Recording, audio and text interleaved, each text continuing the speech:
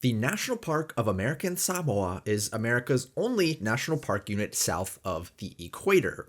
That fact alone makes this national park literally one of a kind, but I've also made the case that this is the most unique national park in the country for a different reason. National Park of American Samoa operates under an unprecedented lease agreement, which sees the US government rent the land on which this national park sits from local villages rather than owning it outright, as is the case with literally every single other NPS unit in the country. Now, I'm not going to go into too much detail on this because I've already made an entire video about that arrangement and covered it in much greater depth over there. If you want to learn more about that topic, I would definitely send you over to that video to check it out. Instead, for this latest installment in my endeavor to cover every national park site in America organized by individual states/territories, I want to touch on some things I didn't cover in my first video. I want to tell you basically what this park is actually protecting, since I didn't talk about that really, and what you can expect to see if you visit. Let's get started. All right, so to begin, I want to start with a general discussion of what this park is protecting, and then we'll move into the specifics of the 3 different islands that you can find parkland on. So, I already mentioned that the National Park of American Samoa is the only national park site south of the equator. Given this position on the globe, smack dab in the middle of the Pacific Ocean, the National Park of American Samoa is truly home to ecosystems, environments, and species you will not find anywhere else in the national park system. For one, the main resource being protected at this park are the island's paleotropical rainforests and Indo-Pacific coral reefs. Let's break that down. Paleotropical means that these rainforests have more in common with those found in Africa and Asia, or the Old World, that's paleotropical, than they do with those found in the Americas, or the New World, neotropical. All of our other tropical parks, like those you'll find in the Caribbean, protect New World or neotropical rainforests, making the National Park of American Samoa the only unit of the national park system to protect this particular assemblage of tropical flora and fauna. In these rainforests, you actually won't find a lot of different types of terrestrial species. The terrestrial biodiversity here is actually quite low because the islands are too small to support them. But you will find examples of rare species, those you can't find in any other unit of the national park system. In particular, the famous flying foxes, or fruit bats. There are 2 species found in the park. The Samoan flying fox, which can only be found in Fiji and the Samoan archipelago, and the Tongan fruit bat, which has a wider dispersal. And in fact, these fruit bats are the primary pollinators for the park's plant species, so you'll find a lot of plants here catering to these animals by producing large fruits, which the bats then consume to disperse the seeds of the fruits, as well as pollinate their flowers.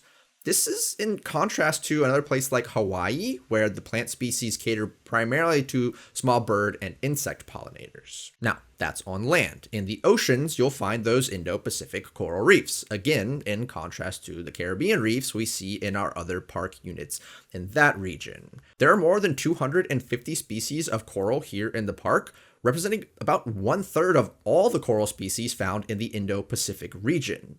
You'll also find more than 800 individual species of fish here. So what the park lacks in terrestrial biodiversity, it more than makes up for in marine biodiversity. In fact, the National Park of American Samoa is home to the most marine biodiversity of any unit of the national park system. Also, in addition to rainforests and coral reefs, the National Park of American Samoa is very much a cultural park as well. One of the main missions of this park is to protect Fa'a Samoa, or the Samoan way of life. This is the set of beliefs, values, and customs that represent what it is to be Samoan. This national park is just as much about protecting that cultural identity as it is about protecting the wonderful flora and fauna you can find here. I talk pretty extensively about this aspect of the park in my other video, so I'd highly recommend checking that out if you want to learn more about that part of the park. So that's pretty much the park in general, but when we zoom in a bit more, we'll notice that the National Park of American Samoa actually has 3 different locations spread across the 3 main islands of American Samoa. So let's briefly give each of those their due as well. First up, the main area of the park is located on the island of Tutuila, the largest of the 3 main islands of American Samoa. But even though Tutuila is the largest island, it actually has only the second biggest portion of the park. You'll find about 2,500 acres of land and 1,200 acres of water in this portion of the park, which encompasses the island's main ridgeline and the drainages along the backside of Tutuila. Famous features include Mount Alava, Pola Island, and the Amala'u Valley. This is by far the most visited portion of the park because this is where all of the big commercial flights fly into, and it is also the only portion of the park that you can drive to. For the other portions of the park in the Manua Islands, you'll have to either take a boat or a small prop plane to get to them.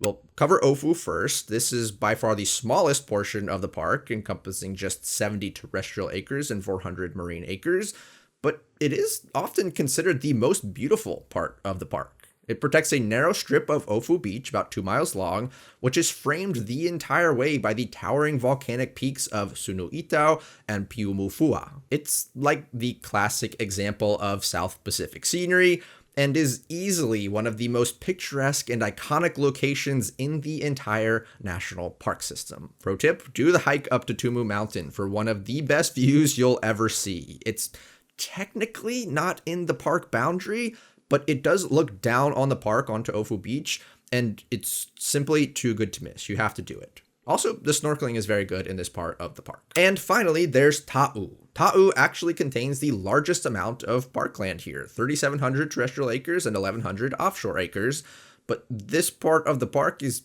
often considered to be the most remote and wild.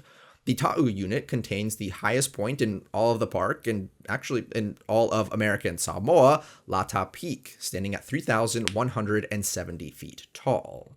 Both the Ofu unit and the Ta'u unit are very hard to get to and don't see a lot of visitors. My host on Ofu told me that I would be one of maybe 50 people to visit that portion of the park this year, which means only about 0.2% of the people who visit National Park of American Samoa ever even make it out to the Manua Islands, where those other 2 portions of the park are. It is a challenge for sure, but you will be rewarded with virtually no crowds and an absolutely iconic Pacific Island experience. A lot of people say this is where the true park is, out in the Manua Islands. So there you have it, the National Park of American Samoa explained. I hope that combined with my other video, which has a lot more detail on the rental structure, like I said, that you now have a greater understanding and appreciation for this park. It is, in my opinion, the most unique national park in America, but also probably one of the least known and least understood. It has such a wealth of nature and history and culture, like most national parks, but the story is just so much different from the ones we're used to hearing about. I hope that I've been able to rectify that even just a little bit. And I know the answer will probably be no for most people, but do let me know down in the comments if you've been to this park and what you thought, especially if you made it out to the Manua Islands. As always, direct support on Patreon is much appreciated. I rely a lot on fan funding to keep cranking out these videos for you guys and teaching people about national parks and public lands, and I definitely could not do it without my patrons. All right, thanks so much for watching. I'll see you next time. Goodbye.